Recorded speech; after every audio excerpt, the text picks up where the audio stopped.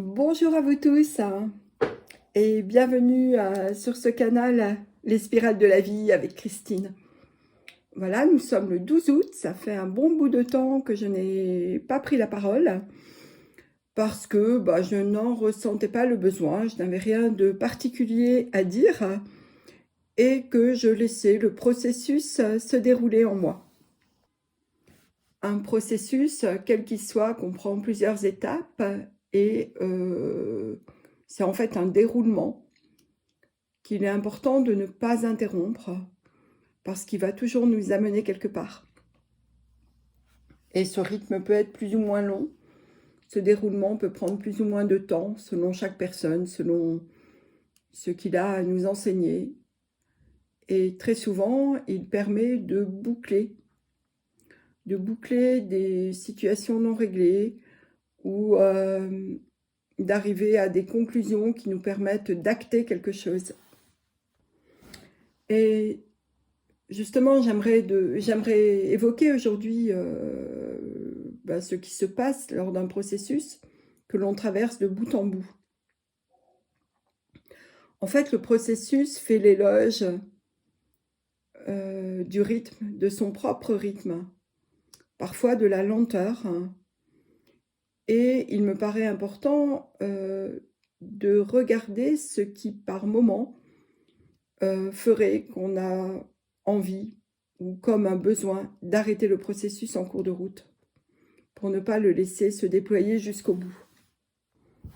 La plupart du temps, ce qui fait qu'on a envie d'arrêter ce processus, c'est des peurs. Ce sont des peurs qui ne sont pas forcément conscientes et des peurs qui peuvent se déguiser en oui mais je n'ai pas le temps, oui mais ça sert à rien, etc.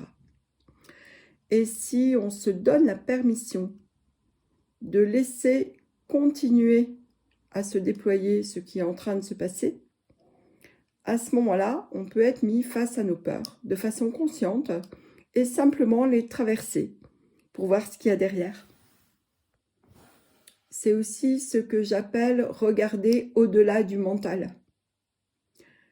Dès lors qu'on est à l'écoute de soi, qu'on laisse les faits, les choses se dérouler tranquillement, en étant vigilant, mais sans intervenir pour interrompre, alors on est dans l'écoute de soi, on est dans le respect de soi et on sonne juste. Ce que je veux dire, c'est qu'on est aligné. On est en phase avec soi, même si ce n'est pas confortable. On peut être en phase avec soi et que ce ne soit pas forcément agréable quand on est en train de traverser des turbulences et qu'on les laisse nous traverser pour les dépasser. Lorsqu'on interrompt un processus, alors on s'empêche de vivre quelque chose jusqu'au bout.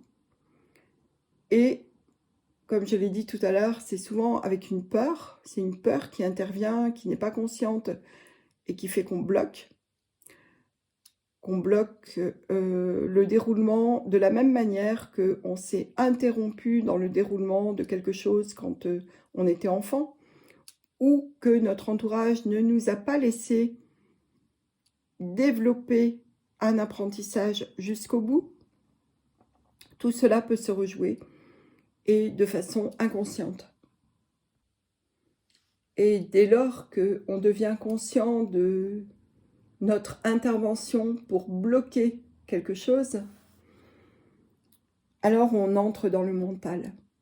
On entre dans alors je pense que, je me dis que, etc. Et à partir de ce moment-là, on n'est plus aligné avec soi. Et on remet notre pouvoir à l'autre. On donne notre pouvoir à l'extérieur. On donne notre pouvoir à, par exemple, des informations qu'on va aller consulter. On donne notre pouvoir en demandant l'avis des autres. Et à partir de ce moment-là, on ne se respecte plus soi-même. On ne respecte plus son intuition. On n'est plus à l'écoute de ce qui nous fait vibrer, ce qui sonne juste à l'intérieur de soi. Et cela me rappelle une des personnes que j'accompagne en thérapie, qui me disait que lors des 2 années difficiles que nous venons de vivre, pour calmer son angoisse, elle se précipitait sur toutes les sources d'informations disponibles et qu'en fait, ça ne faisait que faire empirer son angoisse. En fait, c'est simple, c'est que dès qu'on n'est plus aligné, on n'est plus consistant, on perd notre énergie, on la dilue et on laisse l'extérieur venir envahir notre intérieur. On lui donne le pouvoir a priori de nous rassurer ou d'avoir raison, de nous dire ce que nous avons à faire. Et en faisant cela, eh bien, on se fourvoie complètement. Pour monter en fréquence, pour rester dans une belle énergie et dans des hautes fréquences, il est primordial de se centrer sur ses besoins, des besoins réels, de se centrer sur nos aspirations. Qu'est-ce qui nous met des petites lumières dans les yeux? Et qu'est-ce qui fait que je ne me donne pas la permission d'aller vers ce qui me convient, vers ce qui m'anime, au sens anima, l'âme. Ça peut être aussi, quelle est ma plus grande peur? Est-ce que j'ai peur d'y arriver? Est-ce que j'ai peur de rater? Et alors, où est le problème? Qu'est-ce qui me freine? Est-ce que j'attends une permission de l'extérieur? Est-ce que ce sont des vieux restes d'éducation, de formatage? En fait, se poser toutes ces questions peut nous permettre de réaliser que nous sommes effectivement formatés depuis la naissance, et même bien avant la naissance, puisqu'il s'agit de conditionnements qui ont été imposés à l'humain depuis des dizaines de milliers d'années. Au fur et à mesure de ces années, qui remontent vraiment il y a très très très longtemps, eh bien, nous avons perdu la confiance, la foi, et nous avons même oublié que nous n'étions pas juste des humains. Et je crois que la clé réside dans le fait de retrouver notre verticalité, de nous rappeler que nous ne nous sommes pas créés comme ça, nous ne sommes pas arrivés sur Terre comme ça, juste par le fruit d'un hasard. Et que lorsqu'on voit tout ce qui est merveilleux, par exemple quand on regarde la conception d'un embryon, quand on regarde la multiplication des cellules, qui, de la conception à la naissance, va donner vie à un être humain, c'est absolument fabuleux. Et ce n'est pas le fruit du hasard. Il y a quelque chose qui nous dépasse complètement là-dedans. Vous l'appelez comme vous voulez. La source de vie, vous l'appelez Dieu, vous l'appelez peu importe. Vous l'appelez le grand tout. On s'en fiche de la terminologie. Ce qui est important, c'est de voir que c'est fabuleux, que c'est merveilleux et que c'est sacré. Et cela, ce côté sacré de la vie, ce côté merveilleux, ce côté qui nous dépasse complètement, eh bien nous avons tendance à l'oublier. Et nous avons oublié que nous étions à l'image de cette source de vie magnifique. Nous avons oublié que nous étions reliés à plus grand que nous étions reliés à la source. Et en oubliant cela, nous nous sommes séparés. Nous nous sommes comment je pourrais dire, centré sur notre vie humaine, purement humaine, en oubliant que c'était juste une expérience et que ce n'est pas une fin en soi et que cette expérience, nous allons, au moment de notre mort, la ramener au grand tout, la ramener dans l'univers. Et plus nous avons conscience de cela, plus nous donnons du sens à notre vie sur Terre. Et plus nous voyons ce sens à notre vie sur Terre, moins nous sommes crédules sur tout ce qu'on essaye de nous faire croire dans les actualités, dans ce qui nous est donné à regarder comme un spectacle. En fait, ça me fait penser à la citation « Quand le sage montre la lune avec son doigt, l'ignorant regarde le doigt. » Et c'est vraiment ça ce qui nous est présenté en ce moment et qu'on nous fait croire comme étant la réalité, comme étant vrai. Il n'en est rien. Si vous arrivez à vous détacher de cette pseudo-réalité, si vous arrivez à prendre de la hauteur, si vous arrivez à vous relier à plus grand que vous, à cette étincelle de vie qui fait que, quelle que soit notre forme, nous sommes éternels, eh bien à ce moment-là, vous allez pouvoir considérer l'actualité, entre guillemets, comme étant une vaste scène de théâtre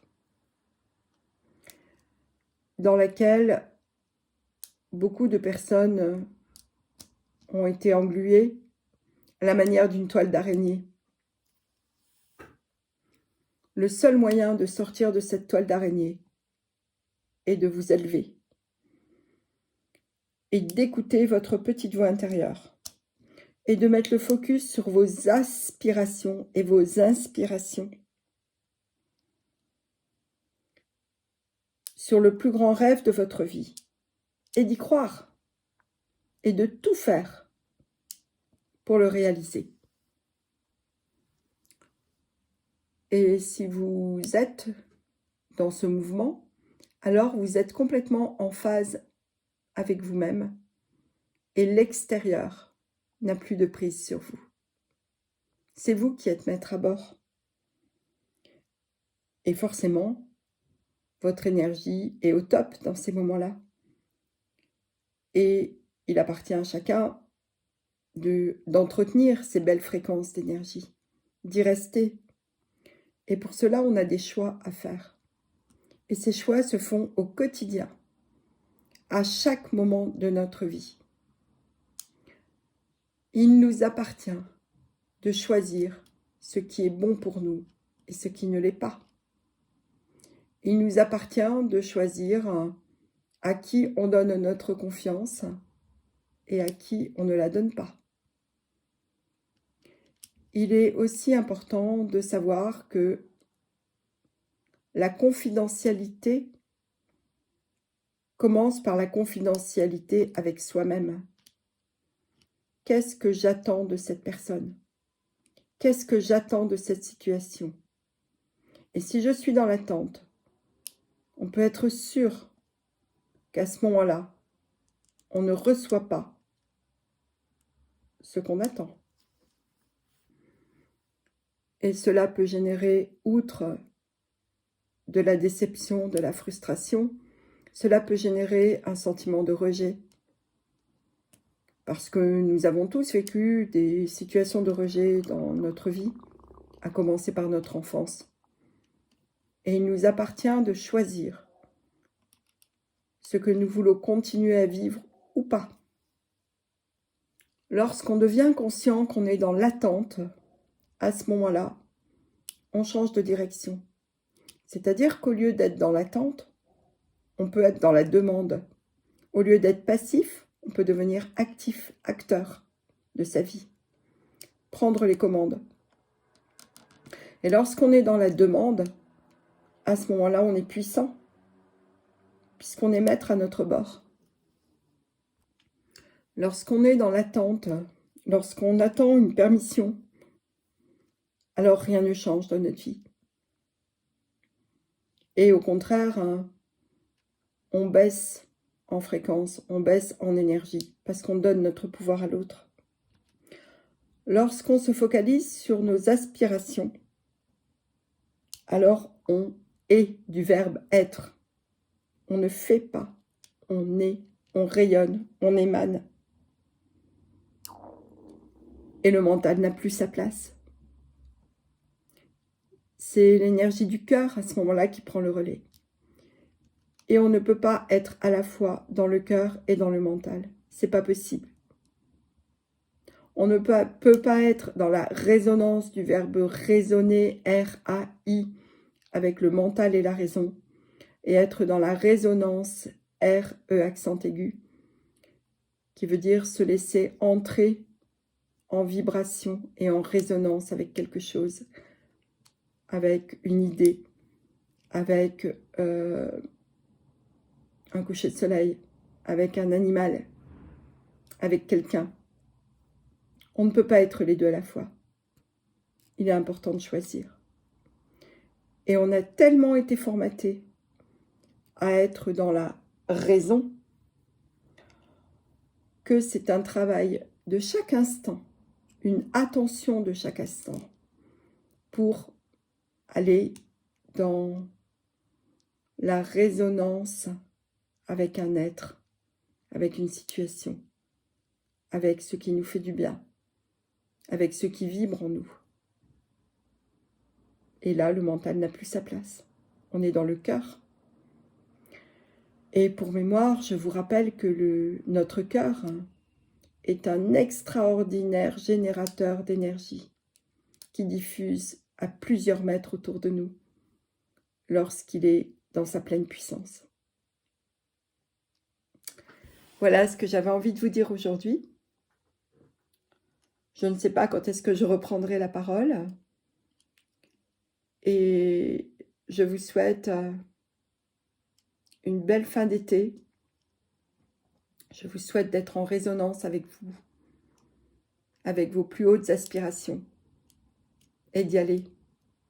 Et c'est cela, être centré. Et il n'y a que ce mode de fonctionnement qui peut nous permettre de dépasser les turbulences que nous vivons actuellement et qui vont certainement s'accentuer. Rappelez-vous,